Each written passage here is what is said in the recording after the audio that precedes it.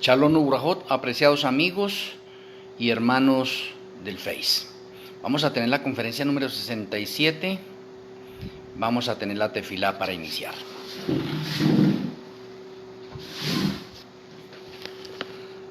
Amoroso Abba Kadosh Yahweh, amoroso Elohim Malquisedec, muchas gracias por reunirnos para una conferencia más.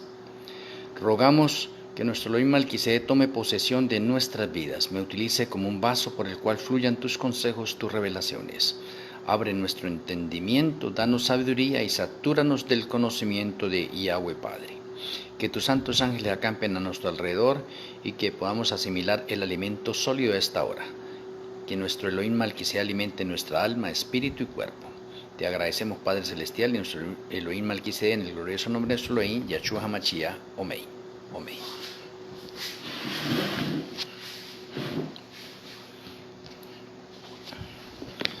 El título de la conferencia hoy es Plagas para dioses falsos.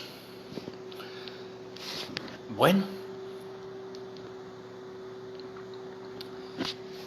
en hebreo, Makom Misraim significa plagas para Egipto. Y el título, aunque le coloqué plagas para dioses falsos, aplica también para Egipto y para nuestra actualidad. Esas plagas son conocidas simplemente como las 10 plagas o las plagas de Egipto. Por eso es Makot Misraim, plagas para Egipto. Y son el relato central en el libro de Éxodo para la liberación del pueblo de Israel. Yahweh infligió a los habitantes de Egipto una serie de calamidades a fin de que el faraón, su monarca, dejara libres a los esclavos hebreos. El faraón se había declarado ser un dios, con minúscula, decía ser la encarnación del dios Ra. Y en Ezequiel 29:3, faraón dice ser el dueño del río Nilo. En el tiempo de faraón, habían 50 naciones que estaban bajo su dominio, y el número 50 también tiene un significado dentro de las Sagradas Escrituras. Pero déjame mirarle que la guerra de pronto con Egipto es entre los dioses de Egipto y el Elohim de Israel. O sea, es de pronto varios dioses que tienen los egipcios que los han colocado de pronto por encima del Elohim de Israel. Entonces tenemos una guerra entre dioses. Tenemos la guerra entre el Elohim verdadero contra los dioses falsos. Ahora, la creencia, la cultura, la tradición de cada nación influye mucho en la mente de todas las personas.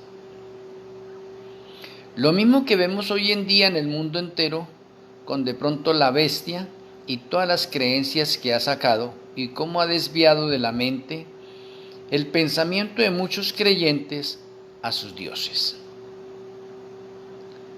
Bueno, Faraón tenía al dios Hapi como dios del Nilo. Por eso de pronto él se atrevía a decir que él era dueño del Nilo. O sea, Faraón tenía una especie de liturgia diaria en el río Nilo. Pero independientemente de Faraón tener al dios Hapi como dios del río Nilo, también tenía al dios Nun como dios del agua primigenia. Por eso en las 10 plagas tenemos una guerra entre Yahweh y Satanás por la supremacía, o una guerra declarada entre el Elohim verdadero contra los dioses falsos. Por eso la primera plaga de Éxodo 7, versículos 14 al 25, es el agua en sangre, y por eso tenemos el río Nilo, y todas las fuentes de agua de Egipto se convierten en sangre. Ahora usted lleve ese pensamiento a esa nación. Imagínese usted viviendo de pronto en una nación de esas, donde usted va a abrir la llave de su casa y sale sangre. Las fuentes de las aguas, sangre. El río Nilo, sangre. O sea, las aguas se convirtieron en sangre, matando a los peces y contaminando el agua. Se adoraba a este río como un dios. Faraón iba diariamente al río a cumplir con sus devociones y rendir culto. Ahora la gente no tiene agua. O sea, la primera plaga es Yahweh diciéndole a Faraón: carambas, si el dios Hapi y el dios Nun son los reyes del agua, o son los dioses del agua, yo le estoy enviando una plaga y he convertido el río Nilo y las fuentes de las aguas en sangre. Dígale a sus dioses a ver que quiten eso. Es un desafío. Y podemos darnos cuenta que el dios Hapi y el dios Nun no pudieron hacer nada. Y Faraón no pudo hacer nada. Entonces está comprobando allí que nuestro Elohim Yahweh es el soberano de todos los dioses que hayan. Oh, dioses esos con minúscula, ¿no? Tenemos entonces en la primera plaga una guerra entre dioses y Yahweh sale vencedor. La segunda plaga que la tenemos en Éxodo 8, versículos del 1 al 15, es la plaga de las ranas. Las ranas invadieron Egipto, tanto en los ríos como en las casas, aterrorizando a la población. Y en el antiguo Egipto la rana era un símbolo de vida y de origen, considerado sagrado, y no querían destruirlo. Era emblema de la diosa Heket, la benéfica patrona del nacimiento y la consorte de Canún, el dios representado como un alfarero dando forma a un hombre. Heket, diosa con cabeza de rana, es representada dando vida a un recién nacido. Las ranas cubren completamente el territorio. Las plagas, en general, tuvieron el propósito de desacreditar a tales dioses y demostrar el poder de Yahweh como el único Elohim verdadero. Las ranas son símbolo de impureza. Lo tenemos en Apocalipsis 16, 13. Entonces notemos que en la segunda plaga, entonces las ranas las tienen como un símbolo de dioses. Y como acabé de mencionar, era un emblema de la diosa Heket, que estaba relacionada con la parte del nacimiento. Pero al enviarle las plagas de ranas el Señor, y que ellos tenían estos dioses, es como decirle también a esos dioses, o al faraón, decirle, bueno, si sus dioses están representados, simbolizados por la rana, entonces esos dioses van a solucionar esa plaga que les acabo de enviar con las mismas ranas. Porque se supone que si son dioses, en ese sentido, pues entonces van a tener la solución y van a quitar la plaga que les he enviado.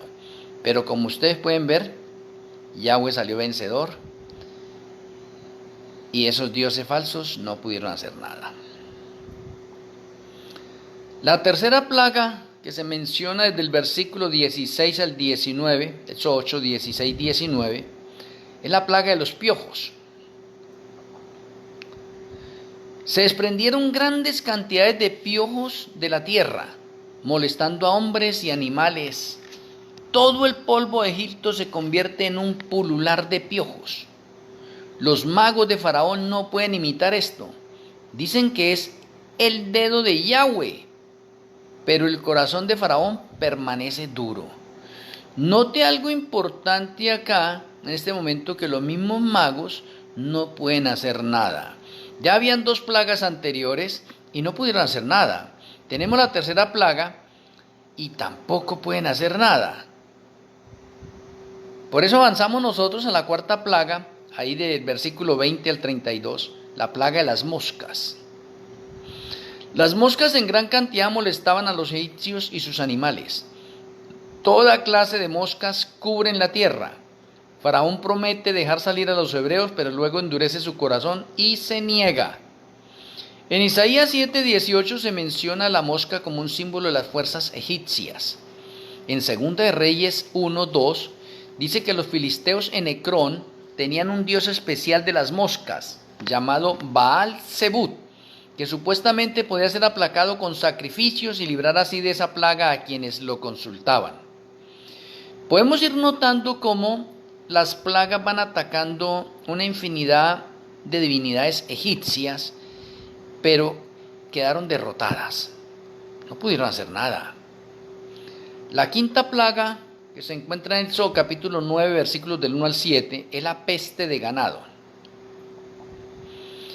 El ganado de Egipto fue afectado por una peste mortal.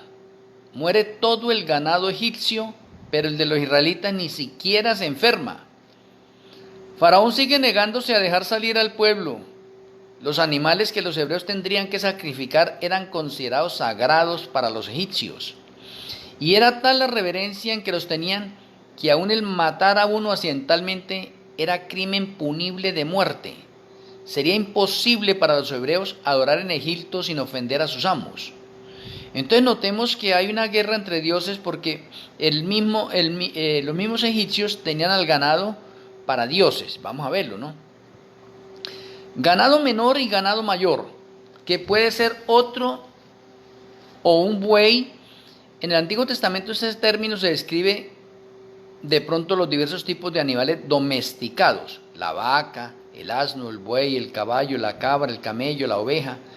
Génesis 47, 16, 17, Levíticos 22, versículos 19 y 21, o Números 31, 28, Primera de Crónicas 5, 21, etc.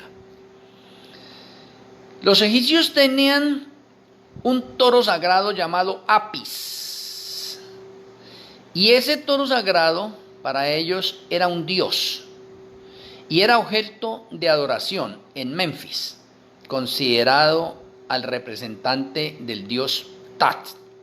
O sea, el toro ese Apis, que era objeto de adoración, representaba al dios Tat.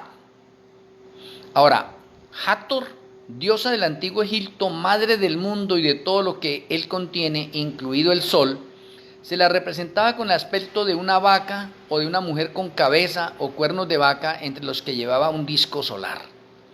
O sea, tanto Apis, que representaba al dios Pat, y Hathor, a la diosa de ese antiguo Egipto, no pudieron hacer nada para salvar al ganado. ¿Por qué? Porque los egipcios tenían al ganado, ¿sí ve?, como sagrados y le rendían culto. ¿Cómo podía de pronto el pueblo de Israel, que está acostumbrado a la parte de adorar a Yahweh con sacrificios a nivel de lo que son los machos cabríos, los carneros, los toros, cómo podían matarlos allá en Egipto? Pues los mataban a ellos porque para ellos eran sagrados y no se podían tocar esos animales, por eso tenían que salir de allá. Muy interesante de pronto eso. La sexta plaga, que aparece el versículo 8 al versículo 12, es la plaga de las úlceras. Una plaga de úlceras afectó a hombres y animales, causando mucho dolor. Terribles sarpullidos brotan en cada uno de los egipcios. Los magos no pueden responder, pues también tienen sarpullidos, y Faraón se niega a escuchar. Ahora, yo podría notar de pronto que esas plagas fueron denominadas 10. Al final tenemos nosotros 7 plagas. Y entre esas 7 plagas tenemos una de úlceras. Aquí es la sexta. En la parte final es la primera. Es la primera. Ahora, la dejo para... la digo acá mejor. Esa plaga de úlceras al final es para demostrarle al mundo, ¿sí ve?, por qué sacaron la ley dominical y por qué decretaron muerte. Porque la primera plaga es cuando finaliza el tiempo de gracia para el mundo y está la plaga de úlceras. La plaga de úlceras del final va a llegar sobre todas aquellas personas que promulgaron la ley dominical y promulgaron el decreto de muerte. O sea, en este momento podríamos decir muchos representantes de la bestia y de la imagen de la bestia, todos van a tener esa especie de plagas. O sea, el Señor se hace sentir en la última parte, así como se está haciendo sentir juntamente con Faraón. La séptima plaga, de pronto en Misraín, en Egipto, versículos 13 al 35, es la plaga del granizo. Ahora, hay que mirar que esa plaga del granizo se repite al final también. La plaga de la sangre se repite al final también. Interesante. Una gran tormenta de granizo mató a muchos animales y plantas, devastando las cosechas. Tormentas de granizo matan a muchas personas y animales que no están protegidos y destruye casi todas las plantas. Faraón reconoce su pecado, pero cambia de parecer y se niega una vez más a dejar salir a Israel. O sea, es tanta la confianza que tiene de pronto Faraón en sus dioses, ¿sí?, que se vuelve terco y resentido. Y no es que sea terco ni resentido. Déjeme decirles algo que pasó con Faraón allá. Y por qué en unas versiones se dice que Yahweh endureció el corazón de Faraón. O sea, en la octava plaga vemos que Yahweh endurece el corazón de Faraón y él se niega a dejarlo salir. Ahora, no es que Yahweh endurezca el corazón de esa persona. Lo que pasó con Faraón es que él se resistió a la salvación, se resistió a la gracia y se salió de ese tiempo que se le destinó a él, y el Señor le permite ahora a las entidades demoníacas que tomen posesión sobre Faraón, y por eso Faraón ahora se endurece mucho más. Por eso en la octava plaga, las langostas, una nube de langostas arrasó con todo lo que quedaba, devorando las cosechas. Las langostas cubren Egipto y se comen todo lo que queda después del granizo. Todo el mundo le aconseja a Faraón que deje salir a los hebreos. Pero Yahweh endurece el corazón de Faraón y él se niega. Y eso de que Yahweh endurece el corazón, que lo pone duro, no, es que ya Faraón se le terminó su tiempo de gracia. Y vuelvo a repetirlo acá. Cuando a una persona se le termina el tiempo de gracia, queda a merced de los demonios. Por eso es que al final, cuando Yahshua finaliza el tiempo de gracia, los 4 ángeles sueltan los vientos y los demonios toman posesión de los impíos que hay en ese momento, y se endurece el corazón, o les endurece el corazón a ellos. Interesante. Entonces, ¿qué pasó con Faraón? La misma escena. Faraón, aunque está vivo, ya está perdido. ¿Sí ve? Y entonces, ahora tiene una posesión de orden demoníaco que endurece su corazón. En la novena plaga, Éxodo 10, versículos 21 al 29, la plaga de las tinieblas, oscuridad. Egipto fue sumida en una oscuridad total durante 3 días.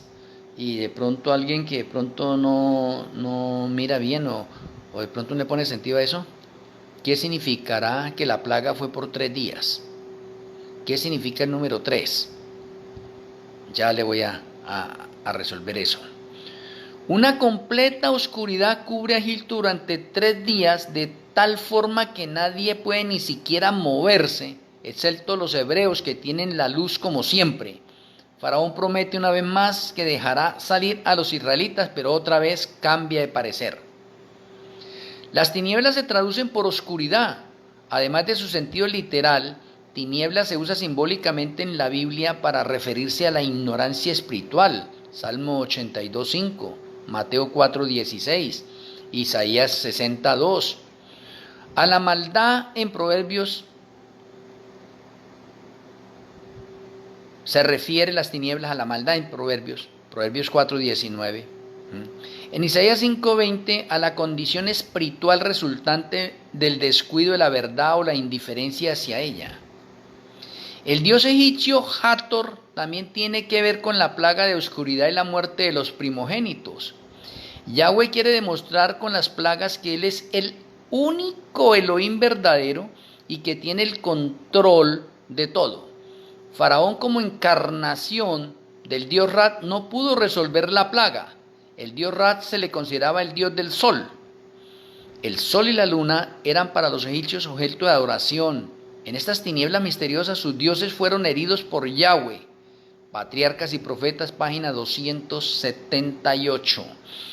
Ahora, si en esta plaga número 9, refiriéndose a tinieblas, tienen al dios Rat como el dios del sol, pues entonces el dios Rat debería resolver el problema de las tinieblas y quitar esas tinieblas porque él es el dios del sol y iluminar eso.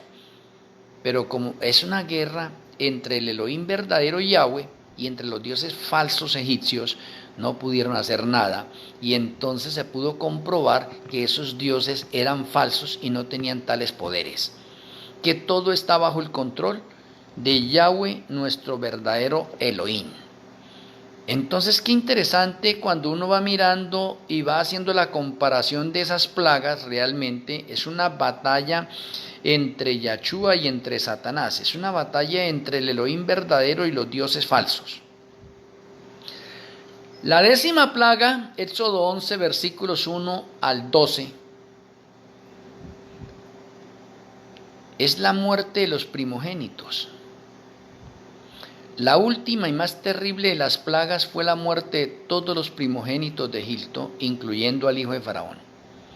Además murió todo primogénito del ganado egipcio, pero Israel es preservado. Y los egipcios apresuran a Israel para que salgan rápidamente. Luego que salen, Faraón cambia otra vez de parecer y los persigue. Ahora, Faraón tiene, independientemente de todos los dioses falsos que tiene una admiración sentimental, amorosa, moral con su hijo. De pronto a muchos de nosotros también nos pase lo mismo. Nuestro pensamiento está enfatizado de pronto a algún familiar o alguna actividad material o física que hacemos nosotros y eso se convierte en un dios. Por eso la 10ª plaga, la muerte de los primogénitos, abarcaba al hijo de Faraón, que lo tenía como también endiosado, o como él, como encarnación del dios Rat. Entonces decía que después de su muerte iba a estar el dios Ra encarnado en su hijo. Hasta ahí podemos demostrar nosotros en ese momento que los dioses egipcios no pudieron hacer nada con las plagas enviadas por Yahweh nuestro Elohim. Independientemente de esos, refiriéndonos a esas plagas, los egipcios tenían otros dioses. Tenemos a Isis, diosa de los egipcios, hermana y mujer de Osiris, madre de Horus, diosa de la medicina, el matrimonio, la agricultura, etc. Ahora tenemos a otro dios de los egipcios, a Osiris, divinidad del Egipto antiguo, desposado con Isis y padre de Horus. Y Horus es otro dios egipcio que personificaba al sol naciente. Y algunos textos de pronto para esos dioses egipcios los tenemos en Éxodo 12 y en Éxodo 15:11. En Patriarcas y Profetas, página 265, dice lo siguiente: si vuestro Elohim es justo y misericordioso y posee más poder que los dioses de Egipto, ¿por qué no os libra?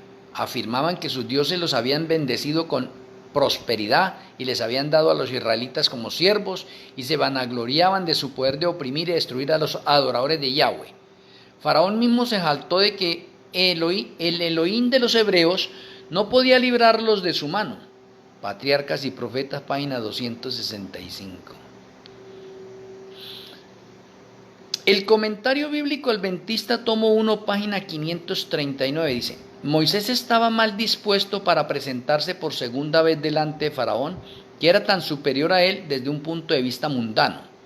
Pero Yahweh le recuerda que como representante del Elohim del cielo y la tierra, él era superior al Faraón.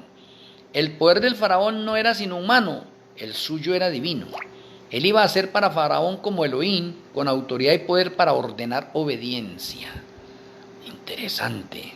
Cuando estamos en las manos del Eterno, no tenemos nada que temer. Otro texto que se encuentra en Patriarcas y Profetas, página 277, nos dice que Moisés es un símbolo de Yahshua. Faraón es un símbolo de Satanás. Moisés prefiguraba a Yahshua, Faraón prefiguraba a Satanás. La nación había adorado a Faraón como representante de su Dios. Oye, qué ofensas para Yahweh nuestro Elohim. Como podemos de pronto apreciar en esta conferencia sobre las plagas a Misraín, a Egipto, tenemos una guerra entre dioses egipcios y el Elohim verdadero. Por eso, mi apreciado amigo y hermano, una vez más quisiera pedirle a ustedes que me ayuden a reproducir y a compartir esta conferencia con sus amigos. Todos necesitamos ser alimentados espiritualmente. Por favor, no coma solo, comparta con todos los que más pueda. Me refiero ahora en esta parte, plagas para dioses falsos. Si tenemos nosotros esa trayectoria presentada en las Sagradas Escrituras para los dioses egipcios, déjenme mencionarles algo importante. A medida que va pasando el tiempo, las épocas, ¿sí ven? Digamos que la idolatría, en vez de menguar, crece más. Lo digo acá ya conjeturando. Egipto podía tener 50 dioses. Aquí alcancé a mostrarles a usted más o menos como unos 15. Pero digamos que unos 50. No sé a cabalidad cuántos tenían, pero más o menos unos 50. ¿Listo? Si ahora pasamos nosotros a la nación de Babilonia, en Babilonia se crearon dioses para todos los días del año. Y hubieron 360 dioses. Entre esos 360 dioses habían unos superiores y unos menores. Entonces notemos nosotros que en Babilonia, en vez de menguar la idolatría, se aumentó y ya hay dioses para todos los días. Entonces podría decirle a ustedes, ¿ahora será que se necesitan nuevas plagas para demostrar quién es el Elohim verdadero?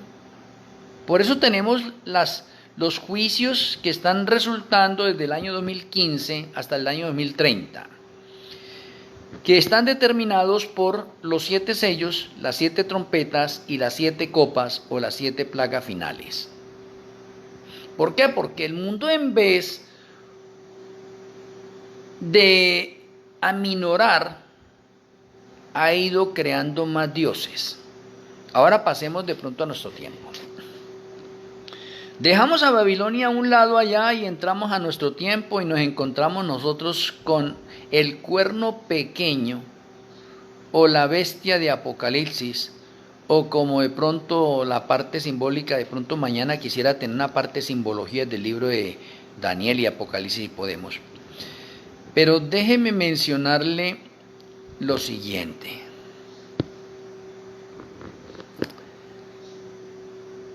La Iglesia Católica, el Vaticano,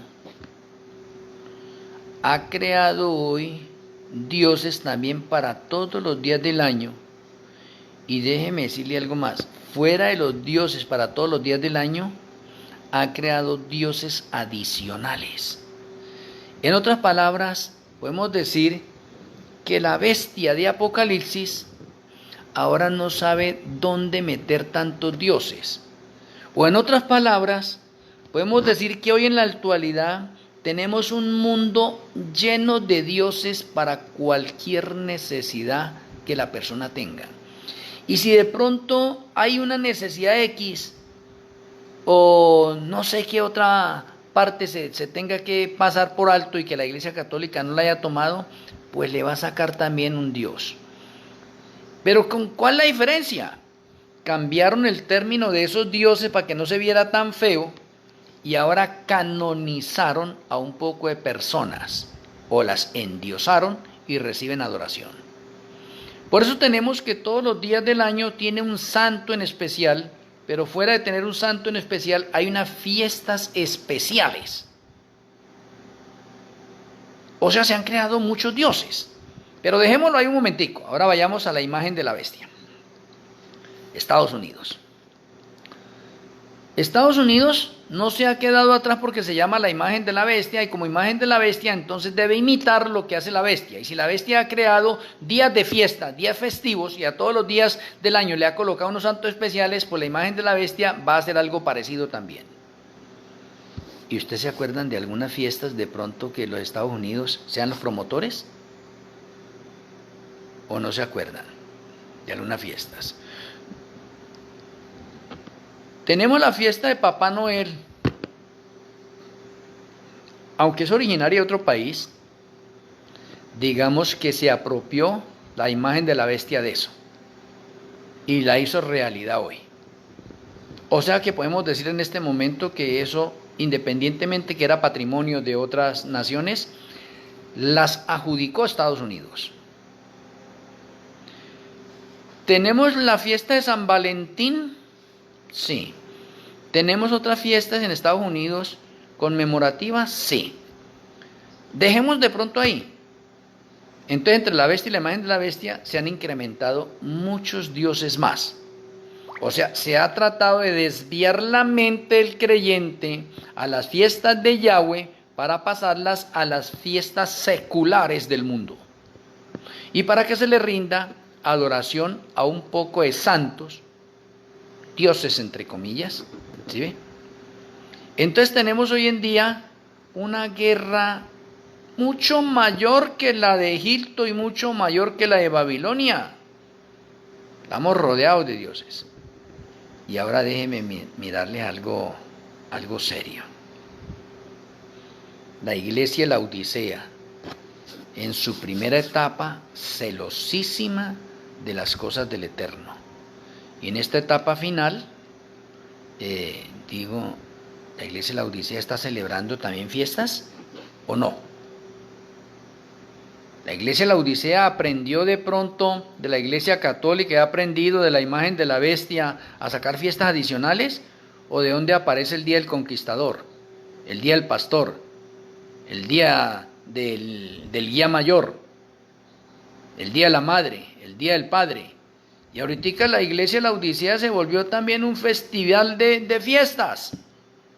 Y lo más corrupto que podemos ver en este momento es que la iglesia de la Odisea ahora no se le da nada con celebrar las fiestas en el Shabbat. No se le da nada. Conclusión, ¿la iglesia de la Odisea también creó fiestas? Sí. Y si la iglesia de la Odisea creó fiestas, ¿por qué no guarda las fiestas de Yahweh? Esas sí no. Y hoy en día también están mirando a ver fiestas para la secretaria, fiestas para el abogado, fiestas para todo. Para todo fiestas. ¿Y las fiestas de Yahweh dónde quedan? Déjenme mencionarles. Es importante que la guerra final, o los juicios finales, o las 7 copas, o las 7 plagas, es una guerra entre Yahshua y Satanás. ¿Por qué? Por adoración. ¿Y qué es lo que va a sobresaltar al final? Shabbat y domingo. O sea, el conflicto que inició en el cielo sobre Shabbat y domingo se extiende al final sobre Shabbat y domingo. Ve, interesante. Ahora déjeme hacerle unas conexiones bien bonitas, ya que ayer estábamos hablando un poquitico de el anticristo. El primer anticristo en el cielo tuvo un tiempo de 33 años y medio y fue echado del cielo. Y la segunda parte de ese anticristo malo por Lucifer, por Satanás, tiene que ver con el anticristo y también tiene 33 años y medio y será destruido por el resplandor de la segunda venida de Yahshua HaMashiach. ¿Por qué digo esto? Porque también Yahshua HaMashiach está en 2 ocasiones. Yahshua HaMashiach tomó la naturaleza humana y por 33 años y medio no pecó. Resucitó y ascendió al cielo como un vencedor. Y en el 8º milenio, cuando se produzca Apocalipsis 19 y él aparezca en el gran trono blanco en lo más alto de la Nueva Jerusalén, todas las miradas estarán pendientes de él, todo ojo le verá, se cumplirán las últimas profecías, todo ojo le verá, toda rodilla se doblará y toda boca confesará el nombre de Yahshua HaMashiach como justo. En ese periodo también se va a pasar la vida de Yahshua HaMashiach cuando él tomó la naturaleza humana y vivió 33 años y medio, o sea, se va a repetir. Entonces, Lucifer en el cielo y en la tierra tiene 2 periodos de 33 años y medio. Yahshua HaMashiach como humano y ya en el 8º milenio tiene 2 periodos de 33 años y medio también. ¿Y a qué me refiero a eso? Que Yahshua es un caballero, es un señor, es rey de reyes. Y él no quiere tener ventaja de ninguna especie. Y todas las cosas las utiliza y por igual juntamente con Satanás, para que Satanás no tenga que decir, carambas, usted se aprovechó de mí en este momento porque me llevaba ventaja. No, es por mitad. Y déjenme mencionarles esto. De pronto voy a finalizar hoy esta conferencia un poquitico, pero yo quiero llevarlos a Zacarías. Espere que me recuerde bien el texto, Padre Celestial, recuérdamelo. Zacarías, vamos a ver si Zacarías 13. Oh, bendito Señor, gracias por recordarme los textos. A veces lo he pasado tanto, pero se me tratan de olvidar. Entonces, Apocalipsis 13, el verso 8. Y póngale cuidado y que esto sea motivo de estudio para usted. Lo he dado en otros artículos también, en otras conferencias, sermones, diferentes lados. Por eso a veces hay textos que se me tratan de no recordarlos, pero digo, en tal libro está, y lo busco como el caso de ahora. Versículo 8 dice el Eterno: y acontecerá en toda la tierra, dice Yahweh, que las 2/3 partes serán cortadas en ella y se perderán, mas la tercera quedará en ella. Oh, tremendo. Y el 9 dice: y meteré en el fuego a la tercera parte, los salvos, y los fundiré como se funde la plata, y los probaré como se prueba el oro. Oh. Él invocará mi nombre y yo le oiré y diré, pueblo mío, y él dirá, Yahweh es mi Elohim. Me devuelvo nuevamente al número 8 para hacer énfasis en eso. Y acontecerá en toda la tierra, dice Yahweh, aquí en el planeta Tierra, que las 2/3 partes serán cortadas en ella y se perderán, mas la tercera quedará en ella.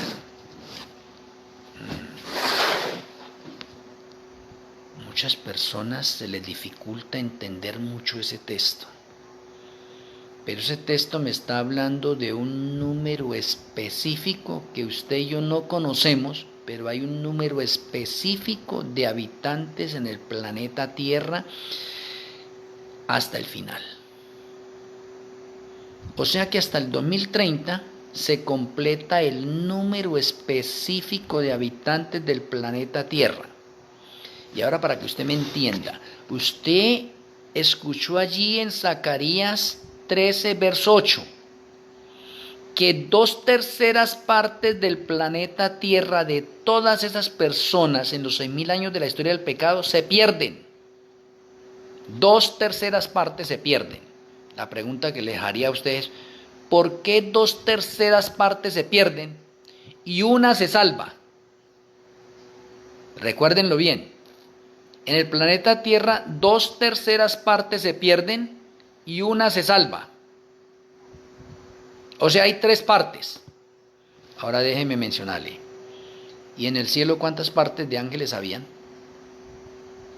Luego no habían también 3, o repitamos de pronto a ver, Apocalipsis 12. Apocalipsis 12.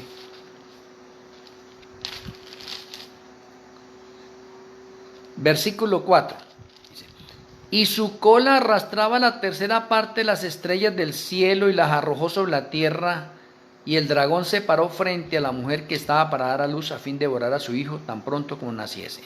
Entonces aquí nos dice que Satanás se trajo una tercera parte del cielo, un número específico.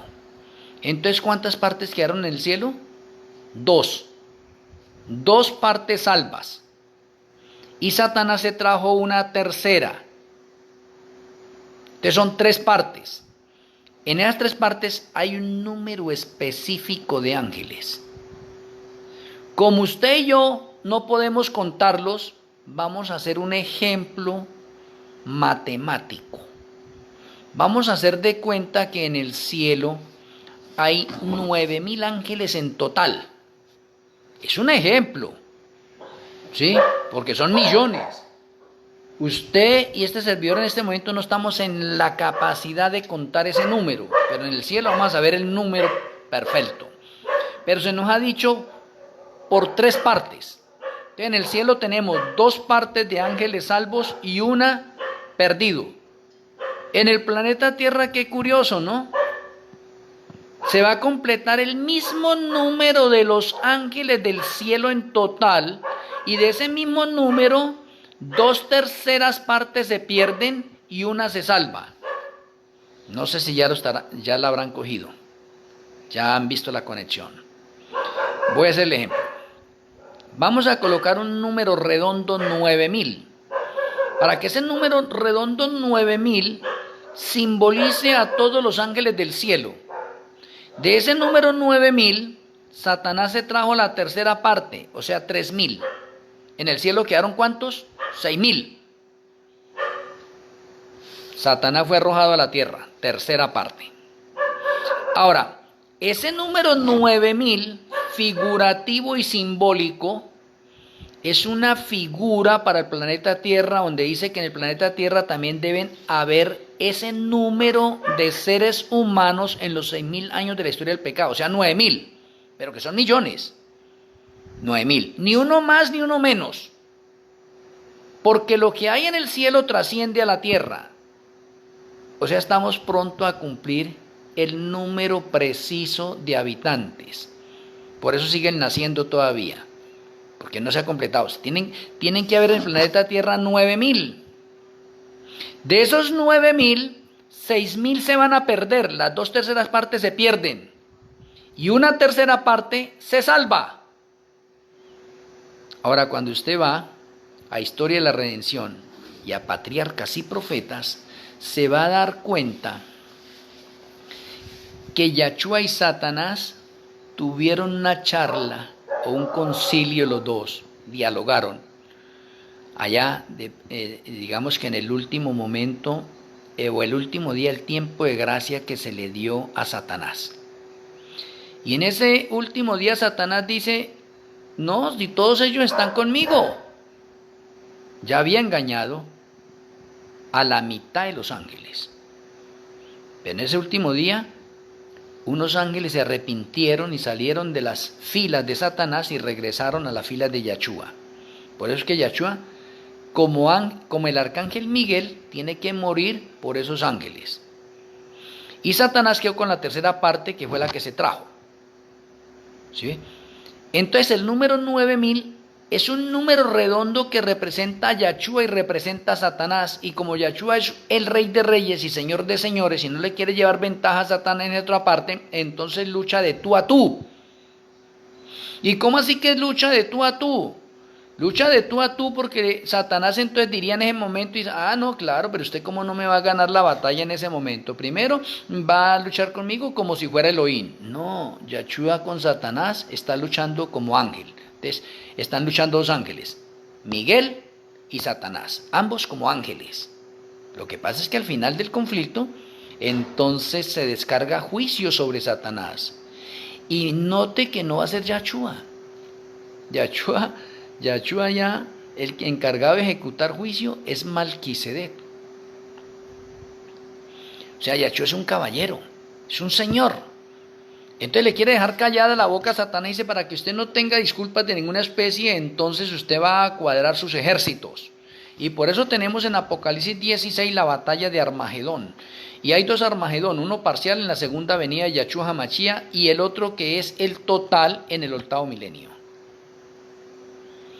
Entonces, como Satanás no ha completado su número, Y Yahshua le dice a Satanás, Satanás le dijo, o sea, ¿usted piensa dejar ese gran vacío en el cielo, ese hueco en el cielo, al echarnos a nosotros? Y Yahshua le dijo, no, no hay ningún inconveniente. Con los habitantes que voy a crear en el planeta Tierra, ellos van a completar el número de ustedes que se van. Oye, interesante detalle. O sea que los habitantes del planeta Tierra que nos salvamos, espero que todos nosotros estemos entre ese grupo de salvados, vamos a completar el vacío, vamos a llenar el hueco que dejaron esos demonios en el cielo, esa tercera parte. Y por eso es la parte que se salva del planeta Tierra, es la que cubre la tercera parte que falta en el cielo. ¿Y el número cómo quedó otra vez? Completo, 9,000. Ahora Satanás tiene una desventaja de 2/3 partes y por eso aquí en el mundo, entonces 2/3 partes se pierden, 6,000. Más la tercera parte que tiene él, se completa el número.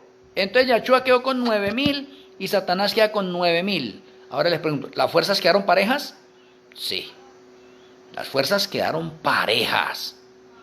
¿Y por qué tienen que quedar parejas? Para la batalla del Armagedón, para que ninguno de los ejércitos diga que tiene ventaja ni nada. Es un número completo en cada batallón. Ya se desata la batalla final, de pronto tenga una conferencia sobre el Armagedón. Pero para que lo entendamos. O sea, si estamos de parte nosotros de Yahshua, usted y yo no tenemos nada que temer, tenemos la victoria asegurada. Satanás está derrotado desde el principio y se puede demostrar en las figuras y sombras que tenemos en las Sagradas Escrituras. Satanás ha tenido de pronto unas victorias parciales allí, ¿sí ve? Pero la victoria total la tiene Yahshua HaMashiach. Por lo tanto, usted y este servidor también tenemos nosotros la victoria asegurada. No tenemos ninguna prueba más fuerte la que no podamos soportar, porque el Señor nos ha dado la capacidad de resistir todas esas pruebas que nos llegan a nosotros. O sea, pongámonos de parte del Señor y estemos en el grupo de los valientes, de los vencedores que arrebatarán el reino de los cielos.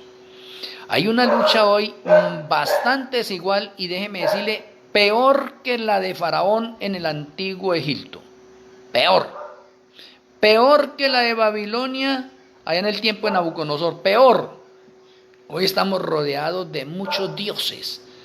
Ya mejor dicho, la Iglesia Católica y la imagen de la bestia no saben dónde meterlos, y no saben tanto dónde meterlos que hasta la Iglesia de la Odisea ha seguido el jueguito y también ha empezado a tener un poco de fiestas y le pone más énfasis a esas fiestas que a las fiestas de Yahweh. ¿Cómo es eso? Nosotros como obreros de la hora 11 2015-2030 no celebramos ninguna clase de fiestas. Para aquí en nosotros no existe eso, que el día de la madre, que el día del padre, que el día del pastor, que el día de la secretaria, que el día... Eso no existe. Aquí para nosotros lo que existe son las fiestas de Yahweh. En esas sí seguimos pendientes, nosotros nos deleitamos y nos gozamos con el Shabbat y no tenemos ninguna clase de conexiones allá con cosas seculares del mundo. No, es una adoración seria al Señor, con reverencia, con respeto, con temor. Ya no una adoración acá vacilante, una adoración mundanalizada, una adoración liberalizada, donde ya le damos como rienda suelta a muchas personas, a muchos creyentes que con sus pecados pueden estar así. No, eso no está así. El Señor tiene un remanente y que ese remanente se mantiene virgen, sí, porque es un remanente que decide servir al Señor en espíritu y en verdad, y así es que quiere el Señor unos adoradores en espíritu y en verdad, con el entendimiento, con el razonamiento, que nuestro pensamiento no esté en ningún otro Dios, sino esté centrado en Yahshua HaMashiach, que para usted de pronto su esposo, su esposa, sus hijos, sus hijas, sus tíos, abuelos, etcétera, no se conviertan en un Dios. que de pronto su negocio, la universidad, el carro, la casa, el apartamento, etc., ninguna cosa se convierta en un Dios, sino que su pensamiento esté en la relación íntima con Yahweh, porque aunque estamos rodeados de un poco de dioses, su pensamiento debe estar conectado íntimamente con Yahweh, y no quiero decir que esa otra, que no sea necesaria una casa, un apartamento, una finca, un carro, un negocio, sí, todo eso es importante, pero eso es secundario. Eso es secundario, eso es una añadidura. Si usted tiene mucho dinero, eso es una añadidura. Eso es una añadidura, eso no es nada. Tener a Yahshua es todo. Y cuando usted va a Eclesiastés y ve las palabras del sabio Salomón, y dice, el fin del discurso oído es este: teme a Yahweh y guarda sus mandamientos, porque esto es el todo del hombre. Y si usted va a los evangelios se va a dar cuenta que el Señor saca y dice, Yahshua menciona y dice, bueno, cualquiera que ama más a su mamá, a su papá, a su hijo, a su hija, a su nieto, etcétera, esto y lo otro, no es digno de mí. Porque el Señor reclama la prioridad, el primer lugar para Él, porque Él se entrega todo por nosotros. El Padre nos ama tanto que entregó a su Hijo, y el Hijo nos ama tanto que dio su vida por nosotros, y Malquisedec nos ama tanto que decide compartir su trono con nosotros. ¿Cuánto amor hay ahí en ello? Muchísimo. Y finalizo con la plaga de oscuridad en Egipto. ¿De cuántos días fue? De 3. ¿Y qué significa el 3? El 3 es el primero de los números perfectos y hace referencia a la deidad, a Yahweh Padre, a Yahweh Hijo y a Yahweh Malquisedec. ¿Por qué la oscuridad duró 3 días? Porque estaban afectando a la deidad, al Padre, al Hijo y a Malquisedec. Oye, interesante detalle. Y de pronto no se le pone la atención debida. Entonces, apreciados amigos y hermanos, no caigamos en el error. No caigamos en ese error de pronto de colocar nuestros ojos o nuestra mirada en las piedras que tenemos a nuestro alrededor. Cuando digo piedra me refiero a personas humanas. No. Nuestra mirada debe estar centrada en Yahshua HaMashiach, y tenemos que tratar de imitar y ser semejantes a Yahshua HaMashiach. Nunca lo vamos a lograr imitarlo a él totalmente, pero hacemos la parte que nos corresponde a nosotros, y lo que nos hace falta nos lo completa nuestro Elohim Malquisedec. Oye, interesante. Por favor, ayúdenme a compartir estas conferencias. Muchas gracias a mi hermana María Luna, que dice aquí, saludos hermanos, siempre comparto sus videos, bendiciones. Muchas gracias a mi hermana María Luna. He tratado de mirar a ver cómo le envío a usted de pronto los enlaces de los libros que he publicado. Ahorita tengo en este momento averiado un poco el WhatsApp de este, y ahí los tengo.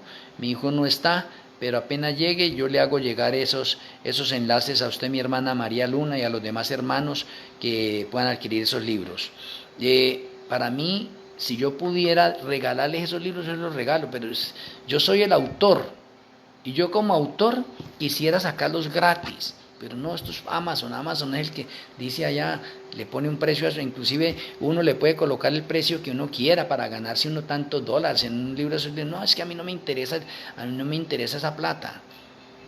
Lo más barato que lo puedan comprar los hermanos en el mundo entero.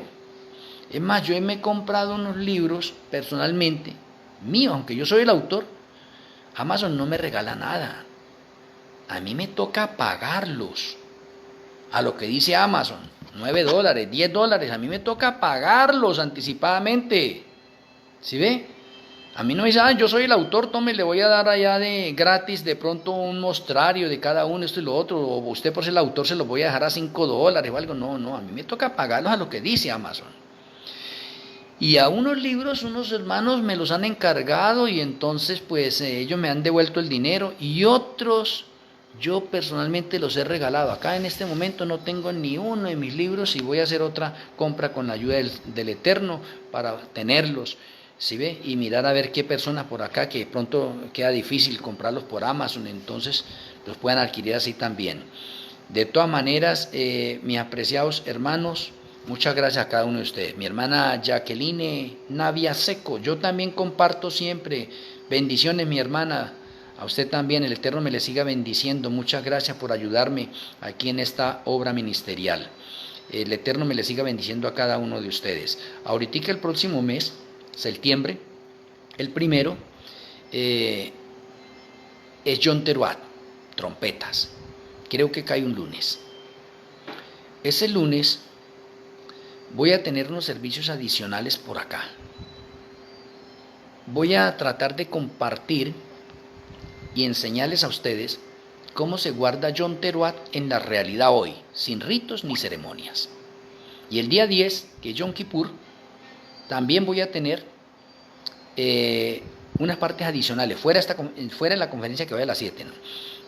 Esos días, el primero, el 10, y del 15 al 21 voy a tener una serie de conferencias sobre Yom Kippur, seguiditas,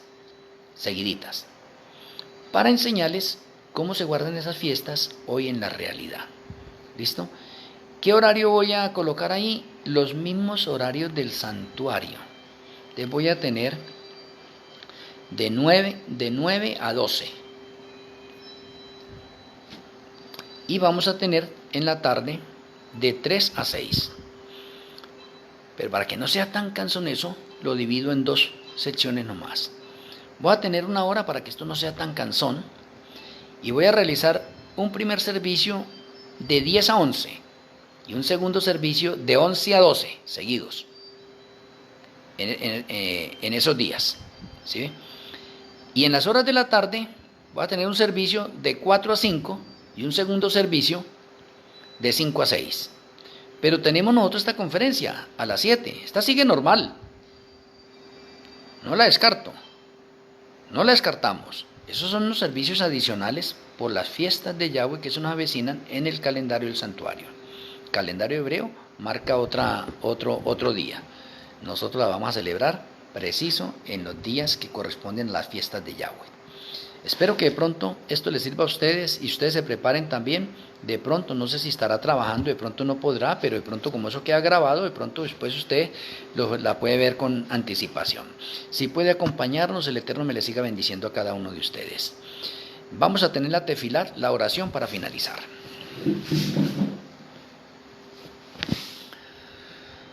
Amoroso Abacadó Yahweh, amoroso Elohim Malquisedec, muchas gracias por la conferencia de esta hora. Gracias por alumbrar nuestras vidas. Gracias porque tu luz ilumina nuestra mente, nuestro corazón, nuestro ser entero. Gracias por tus santos ángeles que nos acompañan a tu alrededor y su luz nos acompaña. Rogamos para que tu gloria ilumine nuestra vida interna y externa.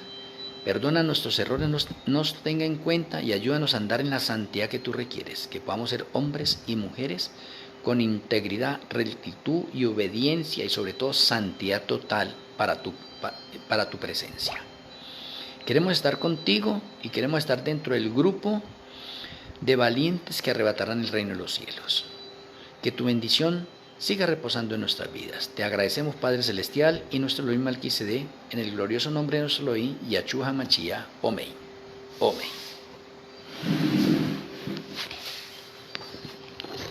Muchas gracias a cada uno de ustedes en los lugares que se encuentran así. Un abrazo hacia la distancia. Les amo en Yahshua HaMashiach. Con la ayuda del Eterno, mañana a esta misma hora estaremos en una nueva conferencia, la conferencia número 68. Shalom Ubrajó para todos. El Eterno me le bendiga. Feliz noche.